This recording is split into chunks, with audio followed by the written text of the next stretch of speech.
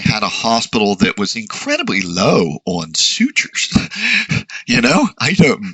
They were like almost half of what their cohort was in sutures. And I made them aware of that. And I was like, well, obviously they're using sutures to suture up.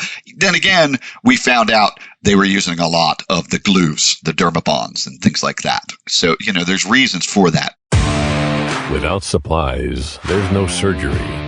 Without products, there's no patient care. Welcome to Power Supply, the healthcare supply chain podcast focused on helping you navigate the intricacies of logistics, purchasing, contracting, and supplier relationships. Each episode, we speak with healthcare executives, supply chain leaders, and innovative entrepreneurs from across the country as they share their stories, experience, and expertise on the industry we love. From the loading dock to strategic sourcing, from buyers to the C-suite, and across the enterprise, we tackle the real-life issues impacting the healthcare supply chain. Whether you're tuning in for conversation or inspiration, we're glad you're here. You're just in time to hear it from the source and stock up on insight. So sit back and plug into Power Supply.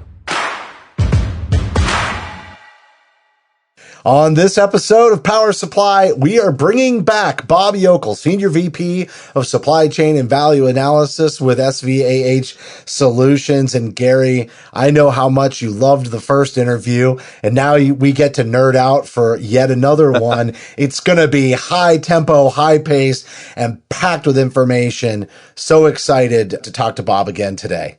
No, Justin, this is going to be good. I'm excited about Hayes, yourself, and I having him back on the show. It's going to be full, to your point. There's going to be a ton of content.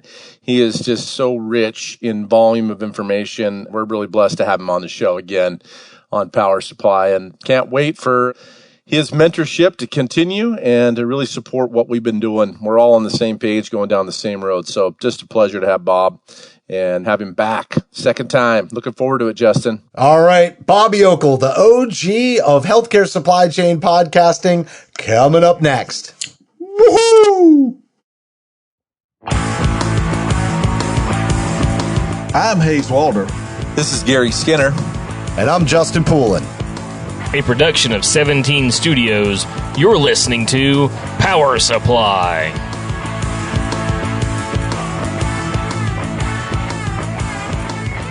Bob Yokl joining us yet again. It's your second appearance on the Power Supply podcast. You're the Senior VP of Supply Chain and Value Analysis at SVAH Solutions, and you've got just a whole bunch of amazing content. You're the original healthcare supply chain podcaster, at least as far as we know, way ahead of our time.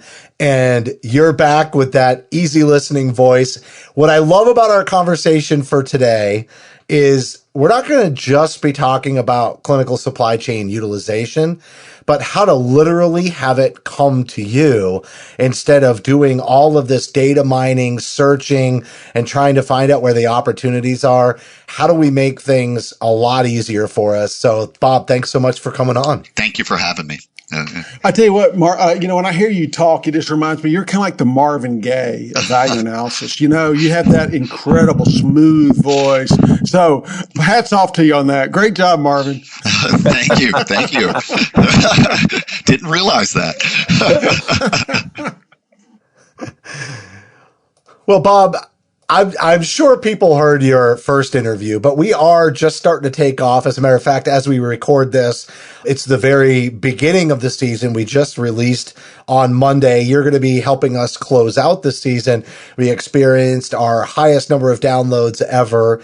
Definitely a big move for us in a partnership with AHRMM to get continuing education credits for the CMRP certification. So in the event that people are just starting to learn about us, they may not have heard your first episode. I want to point them back in that direction, but I also want you to tell them about you. And honestly, if they want to hear about your podcasting experience, they have to listen to that first episode. Well, thank you. Thank you very much. And, we have been in business now since 1987. I'm in my 31st year in the healthcare supply chain.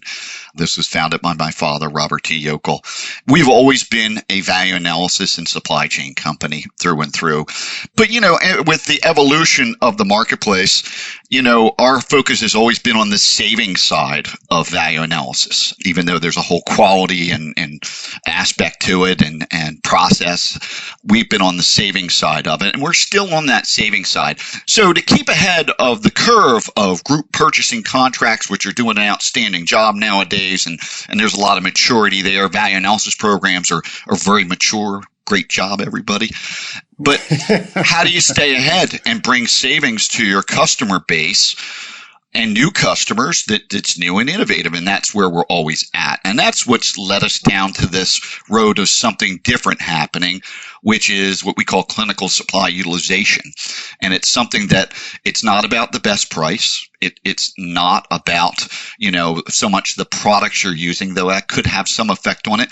It's about how much you use and all the different elements that are there. All right. And, there's the old adage, the right product at the right place at the right time at the right price is the mantra. I see it on emails throughout healthcare and they're not wrong with that. But as a vice president of supply chain said to me, he said, wait a minute, our job's done.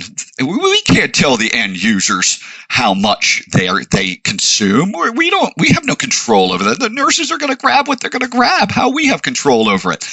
And I was like, you're absolutely right. But somebody has to let them know that they're consuming too many of these things and offer solutions. That's not their job to do that. So that's where, that awareness comes into play. You need to know what's happening there.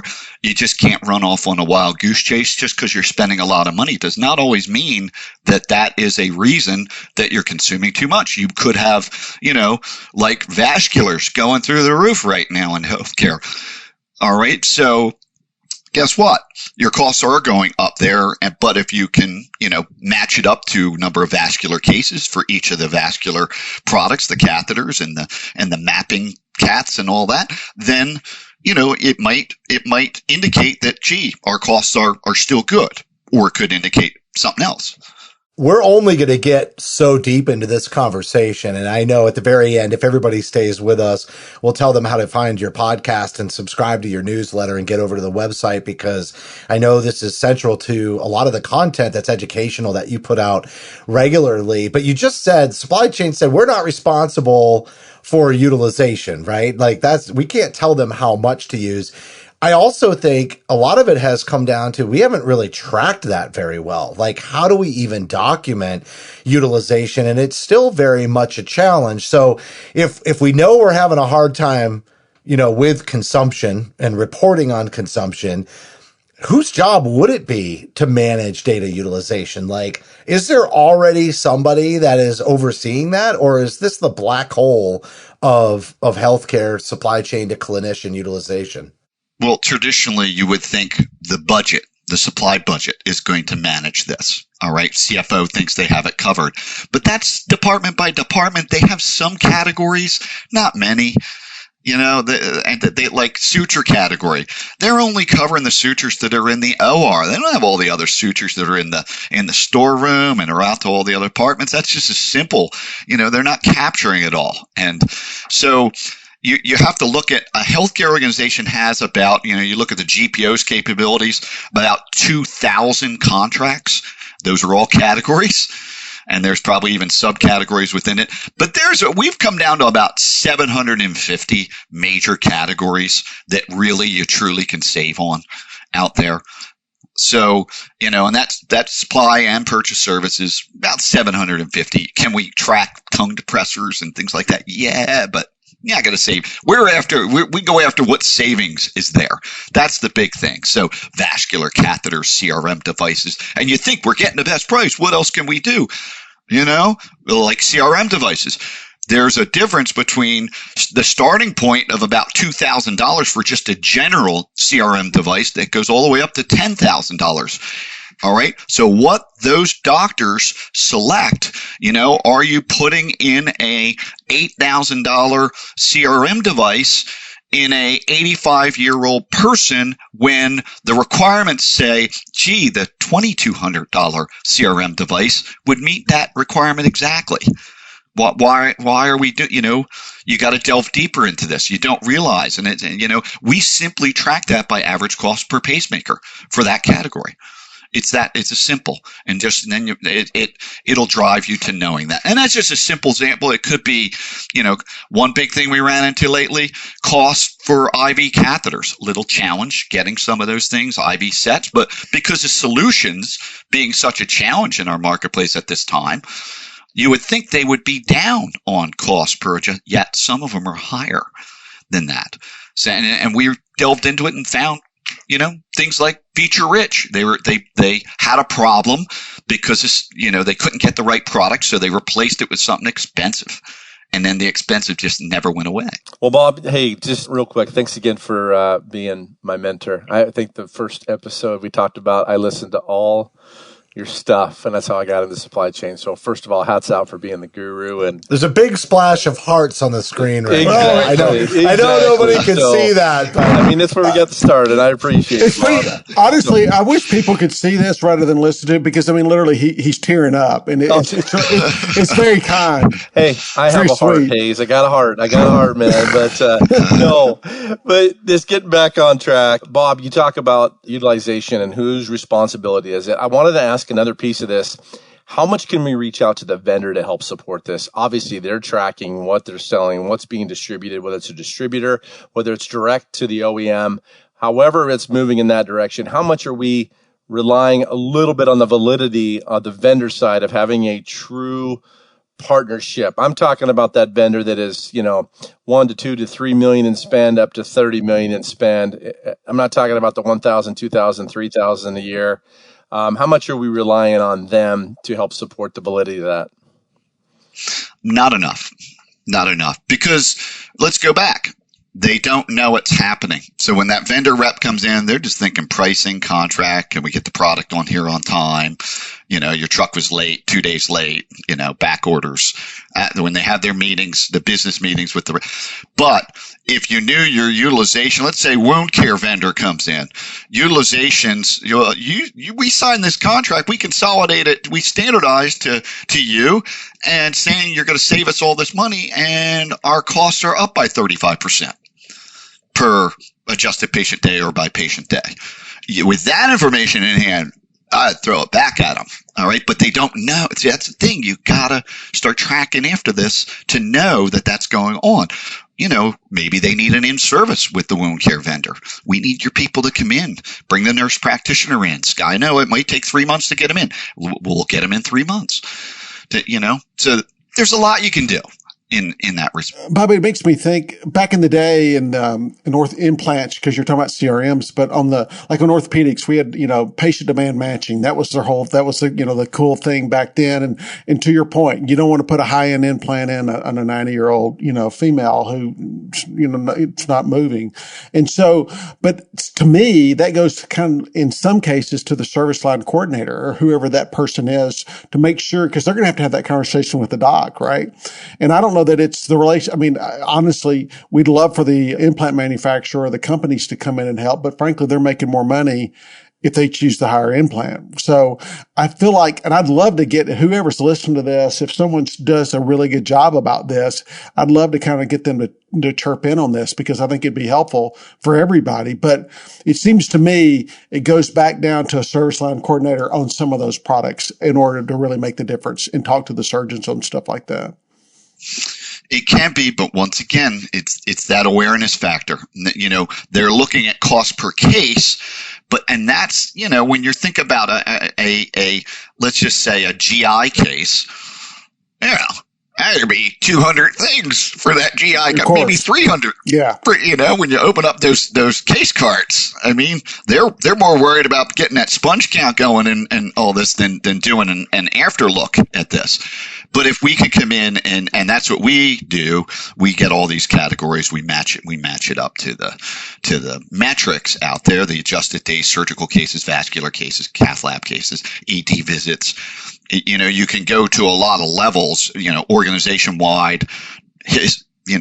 system wide. You can also go to the departmental level if you like, laundry linen, okay, linen's running higher or linen's running lower. I had a hospital that a consultant was trying to get them to switch linen companies, and I've been tracking their linen costs for the longest time, and I was just like, do you realize your adjusted patient days went up by 50% over the past 6 years, which is not unusual. Outpatient is growing, but, inpatient grows as well.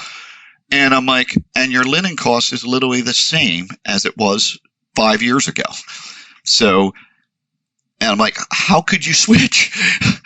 Move them on, and the CFO saw that, but those are the type of things that are really strategic. Can you imagine changing your entire linen? This was drapes in the LR, surgical towels, and all the patient linens and all that. That's a major, and you know what? In the name of saving money, just that change alone, you're not saving money first year with that change. Right. Yeah. Just because the effort behind it. Okay. So let me hit some key concepts here. We're going to move into a rapid fire because I really want to start talking about identifying trends and strategies. And believe it or not, we're already halfway through this interview, and I love the energy. So I'm going to take it up another notch. Key concepts.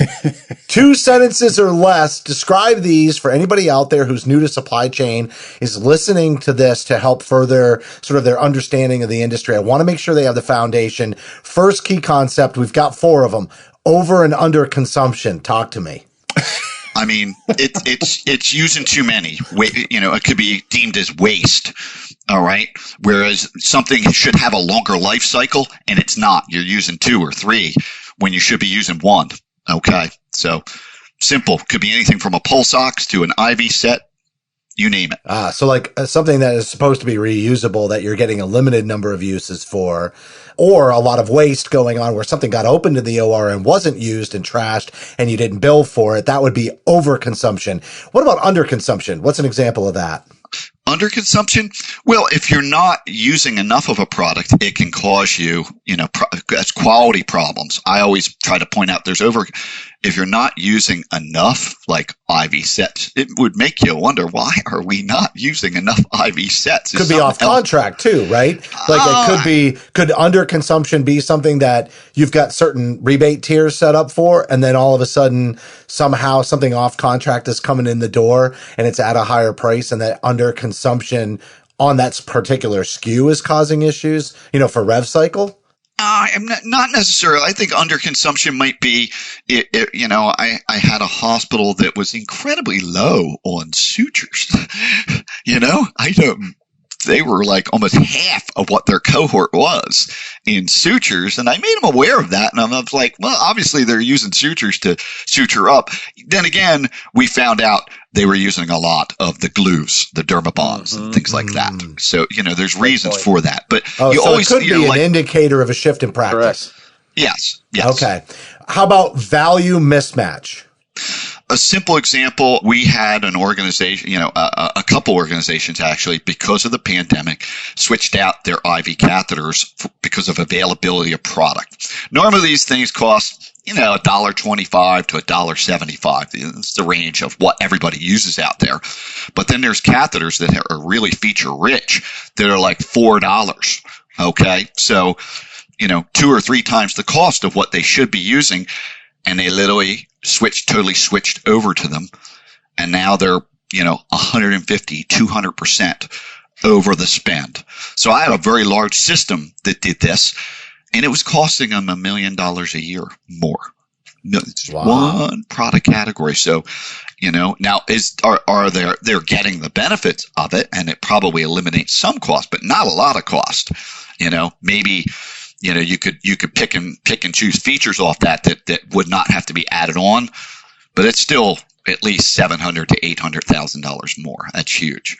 And then smaller hospitals, it was $200,000 for some smaller hospitals that are dealing with same exact issue. And that's a lot of money nowadays, because, it's probably times 20 to get back those revenues, to get that profitability. So, why not save the money? It's like getting revenue that, Garry, you talk about, and I'll let you comment on that. HFMA, they're all about revenues when you go to their meeting, hospital financial managers. Totally. And I think it totally if you makes don't sense. have revenue, it gets really expensive.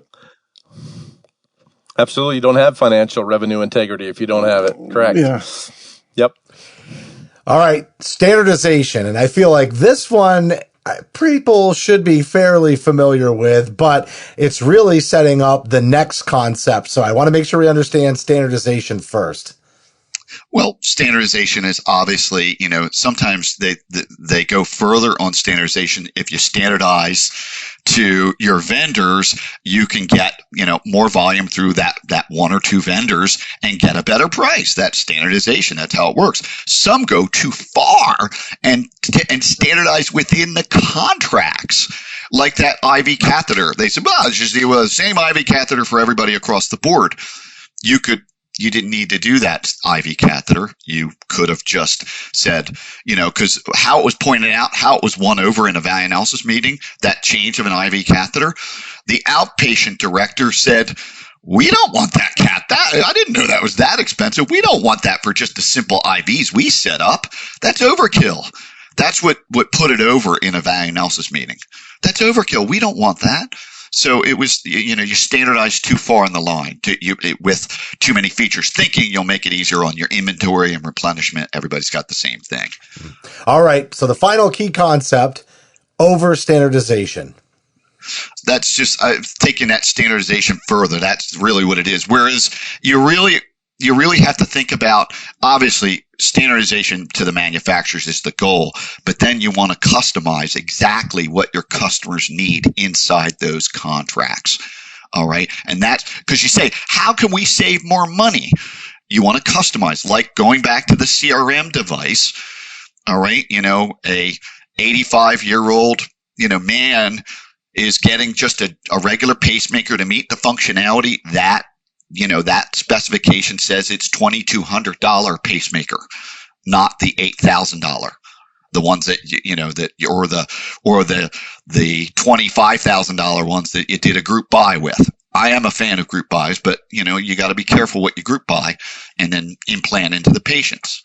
It's So, okay, let's like really get into the meat and potatoes. We promised everybody that we would talk to them about identifying trends, some strategies, and really making this savings come to them. So let's start by just talking about value analysis. A lot of times people have looked at it as really more for surgical services or the clinical sourcing initiatives, right? But when you and I were talking about this ahead of time, you're like, no, it's not just for them. It's really for the entire organization. And even to the point where I think my follow-up question, I'd love for you to just kind of drill into this, is should we be tracking utilization at the department level? We just talked about over standardization. Well, can we really track data down that granular, or is that over tracking and over granular, even at that level? So why don't you speak to that a little bit, and how far should we be drilling down? Well, I think first we need to be tracking as organization-wide is probably the first best step for those listening out there. Hey, get the categories, match it up to whatever adjusted days, patient days, whatever that right metric is, and you can make adjustments to that metric, and you'll want to go over, compare it to fiscal years or whatever you want to compare it last month, however you want to do it. There's a lot of methodology to it. If you're a large system, you can create your own cohorts within that landscape there, that reporting. Getting to the departmental level, most organizations, the larger systems too, if you get all your hospitals together, and not all systems, a lot of systems, they've got their critical access hospitals and community hospitals, very large tertiary. They have probably a couple different, I have one large 10 hospital system. They've got like 3 different cohorts within there, but they can compare each other. And that's what we do. We compare them to their own cohorts to help, because it's easier than me saying, well, here's the cohort you're in. This is where you should be. Well, and look, 2 of your hospitals in your cohort are already at the best practice level, but here's this hospital here is running $200,000 over in whatever category it is. It's very helpful. You want all that leverage. They just will not, those department heads and managers who are the end users of this they're very smart. They've been through this. They know how to push back. We were very busy on that. But when you use their metric, the operating metric, actually we're taking that in consideration. They can't give you the pushback on, we're busy. Can't do that now. And, value analysis people, a lot of them are clinical. It's great. They have that mechanism. A lot of them will think, isn't this my job? I'm the clinical resource director, value analysis person. Shouldn't I? This is my job. I'm responsible. But there's no reporting for this person. How do they're like the directors or the vice presidents. There's a great mechanism in every organization called value analysis. The committees, if you're able to hand it over to them and say, we're running $200,000 over on whatever, IV catheters, pulse ox, they have the process and the mechanism and the training by AVAP to go after these things. But if they don't know, they don't know. They don't know what they don't know. And that's what we're talking about. It's got to come to them. They've got to put this mechanism in place to come to them, and also not focus on areas that are really good. A lot of organizations, orthopedics are very good. You want the things that are just going to pop up on the radar screen and make a major change. So you have to have, where you're doing good, could just be historically. And then where are the things that are popping up that are going up, and always question what's going up. It's great. We had a hospital that their bunion surgery kits and products were going through the roof by a couple $100,000. And I've never brought bunion surgery kits and stuff to a VA team in my 30 years. Well, here we go. And right away, the CFO's like, check the reimbursement on this. Should we even be doing this at the hospital? So I was just like, wow. Even pharmacy, you could do it with pharmacy. We did this as, similar instances with this product that was running $300,000, a drug running $300,000 over. Immediately the CFO on that particular committee was like, we need to check the reimbursement on that. I don't know if we're getting reimbursed on it, type of thing. So, there's that rev cycle conversation is definitely becoming much more front and center than it ever did before. And it really is great for supply chain because it's how they're getting that audience with the CFO and being seen in a different light. So critical. I want to talk about closing this gap between like supporting and consulting with the end users, like something really practical, as you're talking about at the C level, right? So I'm going to move back all the way down and say, how do we get that kind of engagement with the department leaders to really have them see the skin in the game here, right? Because we've only got so much time. That's going to be, I can't meet with every single department leader. How am I going to do that? I think it's important that we give everybody some quick hitters so that they can get that engagement and be super strategic about it. Well, once you have some form of clinical supply utilization reporting in place, the supply chain directors and the vice presidents can be strategic about it. Think about group purchasing when it matured, really about 10 years ago. It took them 10 years to really get it mature, and they're still fine-tuning it, but now inflation's hurting that. This is the next area that's going to take them over, and they're going to have to work on this. Things are going to pop up. They're going to knock things off and they'll fall away for 5 years or forever, but new things will come up. This is an ongoing, it's not something that you're just going to start and it's going to be, we're done. We did that for 6 months. They get to be strategic. If you can just open it up to the value analysis team, get 3, 4, 5 of these on the agenda and have them start working on it. Supply chain leaders, you have to delegate it down to your team to do that and involve the contract managers. If you're running $200,000 on a new category and you're about to negotiate a new contract, well, that's incredible to know, right? How much, what are you going to do about this vendor? Do we need to incorporate in the cost per, adjusted patient day or something on a purchase service? Or, that's what organizations are doing now. So, there is that advantage to making it come to you, and then they can be strategic. And they have to let their bosses know, I know, CFO, you're going to see all these things that are going to be red on the screen, but we have to take our time. It's all the clinicians want baby steps. Some of it, they're not going to believe it initially. We'll give it to them. That's what happens. You give it to the end user initially. They'll work on it. report back to VA, and you'll go from there. If it keeps going up, well, then you can take more steps. But so the reporting never goes away. That's the key. Absolutely. And you're only as good as your reporting too. And I want to take it a step further to Justin's point. Melanie Perry on the first case, she asked this exact question in an interview on the sister station, if you'd call it, Justin. And Garry was a guest on the First Case podcast for the operating room. And just so you know, everybody who's listening, they may not be aware, we've brought definite clinicians onto this show and tried to bridge that, but it's definitely going the other way. We've had a lot of, physicians preference conversations and supply chain related conversations on First Case to help these department leaders and leadership and surgical services to understand the importance as well. So, Garry, just to put that into context and go ahead and tee that up. No, it's a great point. But she asked the question, Bob, we have all kinds of different listeners from C-suite, doctors, vendors to mid-level management. And the question really Melanie asked, and I want to see how you answer it as well, because you're way smarter than me, because I'm like a fourth grader and you're like a PhD. So I'm just going to ask it is, how do mid-level managers bring this up? How do they escalate accordingly? How do they get to the director? Do you recommend they stay within their channels? Do they reach out to supply chain directors?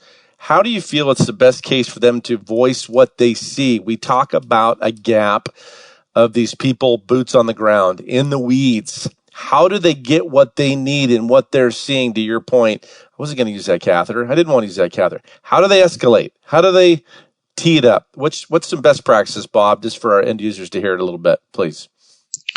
Well, once the problem, then I would use value analysis. Value analysis is a functional approach. You can replace the word value analysis with functional analysis. Everything, the customer, it's all about what is their requirement. You nail that down exactly, and then you work towards that. All right. Whether it be, better consumption. Okay, the problem's consumption. They're over consuming. Well, is there a problem with the product that it's not meeting the requirements? That they're grabbing two when they should only grab one. Like exam gloves is now they're finally dealing with that. The manufacturers are now layering the gloves properly and offering that out at a little premium. I'll take that premium because they found out that over 30% of the gloves, the problem is they fall out of the boxes onto the floor and they get wasted. You know what I mean? So you gotta, and now everybody's like, get it out there. Get these gloves, people. They're going to solve the problem. They're wondering, do we pay the 5% or 8% more for these out there? Absolutely, because you're eliminating, 30%, maybe even more out there. So, but the manufacturers are starting to find out that this is the problem that they have to solve. So that's a simple example. You need to know exactly what does the customer require. And sometimes you don't know until you get a red flag, like cost is a great red flag of something that's not right in there, or you're using premium, or even if your cost is too low, you gotta wonder too, on something like that. All right, Bob. Another fantastic interview. And I love the pace of our conversations when you come on. I mean, we packed a ton into this 30-minute discussion. So I want to thank you for coming back on. And I promised I would tell everybody, or I would let you tell everybody, how to subscribe to your newsletter, find more information. You really do a lot to educate out there. And you and your father are the original podcasters, and you're still going. So tell everybody how to find it. In your best Marvin Gaye voice. In your best Marvin Gaye voice. Well, thank you for having me again. It's always a great conversation here with this. And if you want to listen to our podcast, probably the best way, you can find us on iTunes, but you can go to our website, www.svahsolutions.com, and just click on podcasts there. We have a ton of articles, over 500 articles and best practices on that website from our weekly newsletters that we've been doing since 2001 is there. And we also have healthcare value analysis and utilization management magazine. You can just look up that, Google that name. Subscribe to it. Yep. Yeah. You need to be getting on his newsletter for sure. Yeah. 2001, folks. 2001.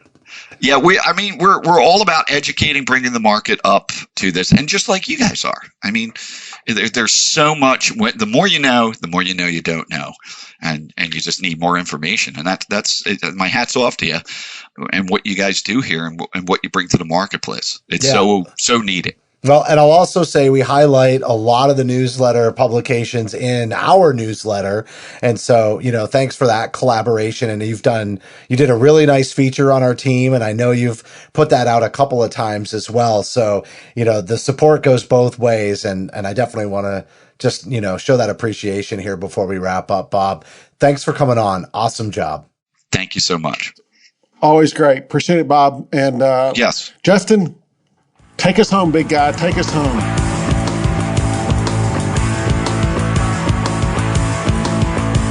Bob Yokl, Senior VP of Supply Chain and Value Analysis at SVAH Solutions. And as Bob mentioned, make sure you're listening to his podcast. Make sure you get the newsletter, all of the information, the magazine.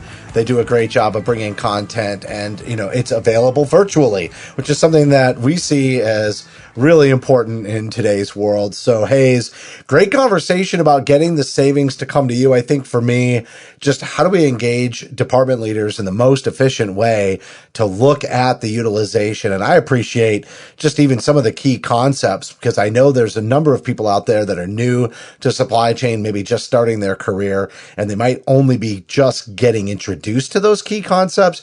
And Bob applying some examples as we described through that, I think is really great, as well as the high level strategy that we talked about. Yeah, absolutely. Bob is wonderful. And he gives some really good details. He's literally been a part of like 300 different hospital value analysis committees. He knows his stuff, but literally trying to track those variances from, what's contracted to what's used. It's so important. And the dollars add up to millions and millions. So I really enjoyed it. He did a great job, and I hope everybody else out there did too. Yeah. Well, I'm going to remind everybody that this season is the very first one of Power Supply. We've been in business about 2 years, and now the episodes are approved for 1/2 of a continuing education credit, 0.5 CECs towards the CMRP.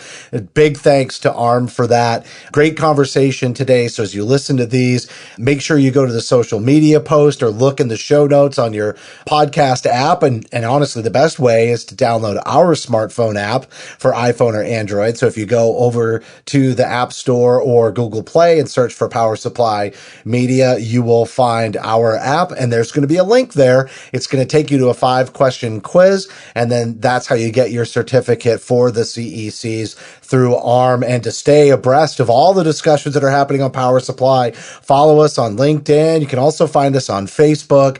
And finally, I'll just say we love getting feedback. So if you do want to reach us, send an email to info@powersupplymedia.net. And oh, here we go. Hayes, you're ready. I was just going to say, if you want to be really cool, give us a good 5-star rating. And if you're uncool, don't even rate us. But give us if you really want to help us out, share the love, give us a 5-star rating, please.